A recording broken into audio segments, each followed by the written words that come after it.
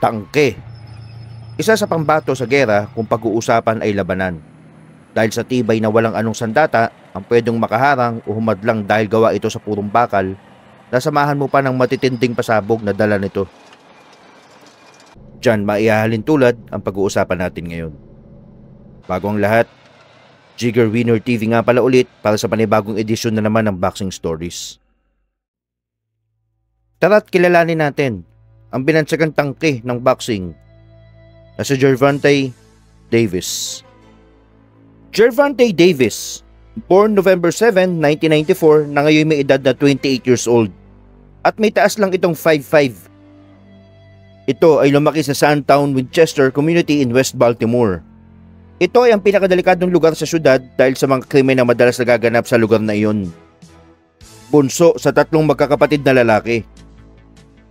Sa edad na 5 taon ay hinatulan ng Child Protective Services ang kanilang nanay na i-give up ang custody nilang magkakapatid dahil ito ay gumagamit ng ipinagbabawal na gamot at nakakulong pa ang kanilang tatay.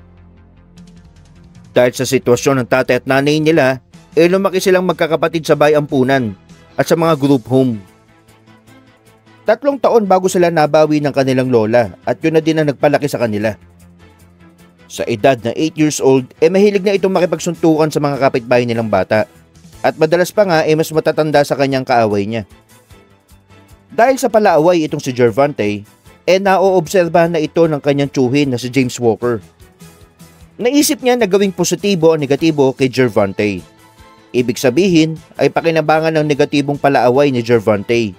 Kaya ito ay dinala niya sa boxing gym na ino-operate ni Coach Calvin Ford, na coach ni Gervonta mapasa hanggang ngayon. Bata pa lang si Gervonta, si Calvin Ford na ang umawak sa kanya at gumabay sa kanya sa mabuting landas. Sabi nga ni Gervonta, sa gym niya nakuha ang pagmamahal na hindi niya nakuha sa sarili niyang bahay. Sabi pa niya, after ng eskwelahan niya, diretso na siya sa gym araw-araw at siya ang pinakamaaga doon. Kung hindi daw dahil sa boxing, malamang lagi na siya nasa kalye at baka na-involve na siya sa mga krimen. Davis had a very successful amateur career, winning many national championships.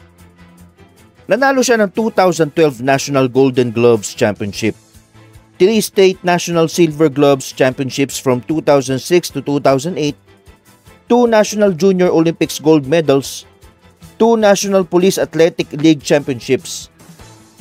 Davis finished his illustrious amateur career na may record na 206 wins, 15 loss. Nung edad na 18 years old ay nag-decide na ito pasukin ng professional level. Gervonta aligned with manager Al Haymon of Premier Boxing Champions.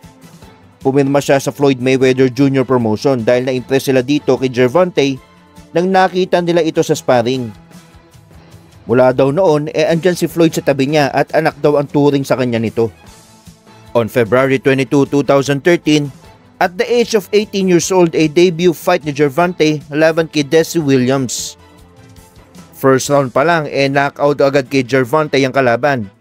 At by August 2014, nagkaroon si Davis ang record na 8 wins and 0 losses. At lahat ng laban na iyon ay hindi nagtagal, meaning lahat knockout ang kinantungan. Fast forward tayo sa karir ni Gervonta.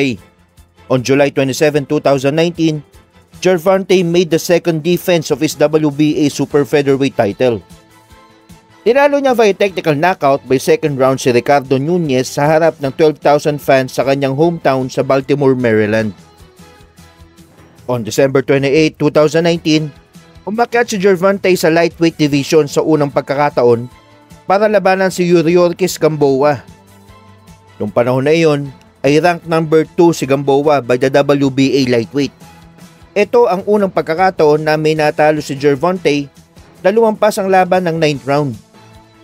Tinalo niya si Gamboa via technical knockout sa 12th round. On October 31, 2020, dito ginanap ang Davis vs Santa Cruz. Ito ang unang pay-per-view fight ni Gervonta kontra sa 4th Division World Champion Leo Santa Cruz sa San Antonio, Texas. The fight took place with more than 9,000 in attendance. Maganda ang naging laban, palitan ng suntok ang dalawa, pero pagdating ng round 6, natsyempo ni Davis si Santa Cruz ng matulis na uppercut at parang tinamaan ng kidlat si Santa Cruz nang bumagsak ito sa lona. Davis retained his lightweight title at nakuha din niya ang WBA Super Featherweight title ni Santa Cruz. Lalong napabilib kay Davis ang buong boxing fans. Naihahalin tulad nga ito kay Iron Mike Tyson nung kabataan. Sa knockout na yun kay Santa Cruz ay napili yun para manalo ng The Ring Magazine Knockout of the Year Award for 2020. On December 5, 2021, nangyari ang labanan ng dalawa sa maliliit na matibay na boxer sa panahong ito. Davis versus Isaac Pitbull Cruz. Si Isaac Cruz ay isang Meksikano na may taas lang na 5'4". Tinawag itong Pitbull dahil para itong Pitbull na hindi din nasuko sa kahit anong laban. Bakbakan ng labang iyon at sa labang iyon kitang-kita din ang pagkatibay nito ni Cruz. Bagamat panalo na naman si Davis sa labang iyon, pinabilib siya ni Isaac Cruz dahil first time sa karir niya na umabot ang laban via unanimous decision. Sabi nga ni Davis sa interview after the fight, "A star was born tonight," dahil sa pagkatibay ni Pitbull. Pagtapos ang labang Davis versus Pitbull Cruz, naigasa agad ang labang Gervonta Davis versus Rolando Romero. Masyadong kontrobersyal ang labang ito dahil bago pa man mangyari ang laban at pinopromote pa lang ang laban, palitan na ng angasan ng dalawang fighter. Personal na ang atake ng dalawa sa bawat isa. Bagamat underdog si Romero sa labang ito at lamang na lamang si Davis sa betting odds, buong-buong kumpiyansa ni Romero sa sarili niya. Sabi pa nga niya sa interview, round 1 pa lang na-knockoutin na daw niya si Davis sa oras na maganap ang laban nila. Actually mga kaboxing, kung hindi pa in-announce ang laban ng Davis kontra Romero, wala akong idea sino ba ito si Rolando Romero.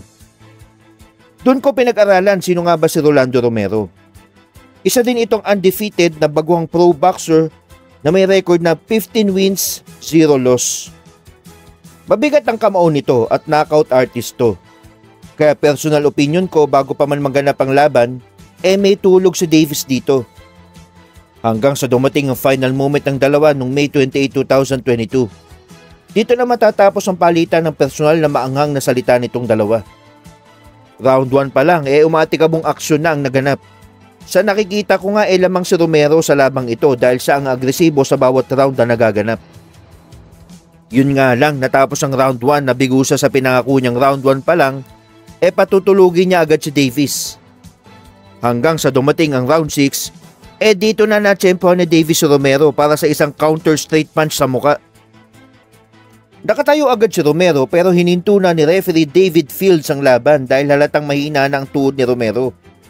Sa labang ito, pinakita lang ni Davis na sa boxing, hindi puros lakas. Kailangan din gamitan ng utak. Hindi siya nakipagsabayan kay Romero ng suntok. Panay tsempo lang ang ginawa nito at yun nga ang nangyari para mapabagsak si Romero. Pagtapos ng labang ito, nakakuha ni Davis ang record na 26 wins, 0 loss. On February 24, 2023, in-announce ang Davis versus Ryan Garcia. Itong laban na ito ang pinakaantay ng mga boxing fans dahil sa parehong mabango ang pangalan nito sa mundo ng boxing.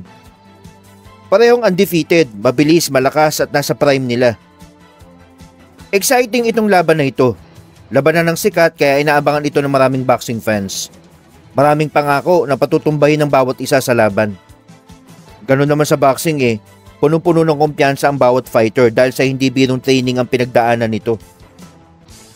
Kaya nang dumating ang April 22, 2023, naganap ang labang Gervonta Davis versus Ryan Garcia. Sa labang iyon, nangyari ang inaasahan ng lahat. Grabing aksyon sa loob ng ring ang pinakita ng dalawa. First round pa lang, agresibo na si Garcia sa labang iyon. Hanggang sa dumating ang second round, natsempohan ni Davis ng counter si Garcia dahilan para ito ay bumagsak sa lona. Nakatayo si Garcia at patuloy ang bakbakan ng dalawa. Sa labang ito, na parehong matibay, pagalingan na lang ng tsempo ang nagaganap dito. Pagdating ng round 7 at exact 1 minute and 34 seconds, tinamaan ito ni Davis sa tagiliran dahilan para ito ay hindi na makatayo sa pagkaluhod nito sa lona. Maraming sikat na boxer ang nadismaya kay Ryan Garcia dahil sumuko agad ito sa labang iyon. At kung titingnan, hindi naman ito knockout na tulog, kagaya nung natatamo ng ibang boxer. Sa bagay, hindi tayo ang nakaramdam ng suntok ni Davis sa tagiliran para masabi natin hindi dapat siya sumuko. The fight reportedly sold over 1.2 million pay-per-view buys on Showtime for $84.99.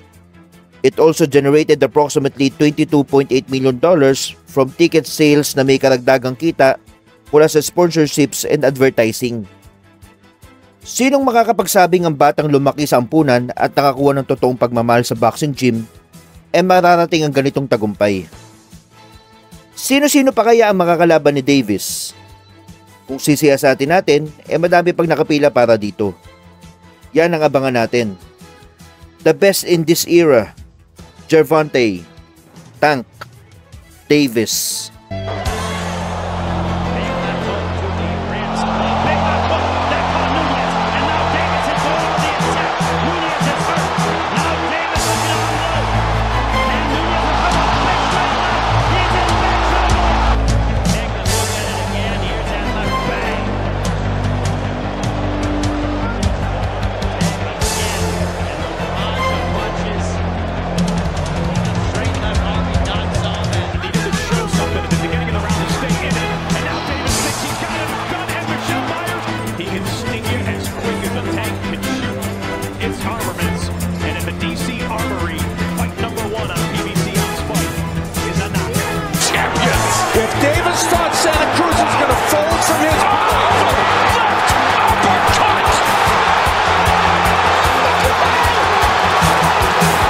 And they felt that if he had gotten through these rounds, he was going to do well in the second half. Gervonta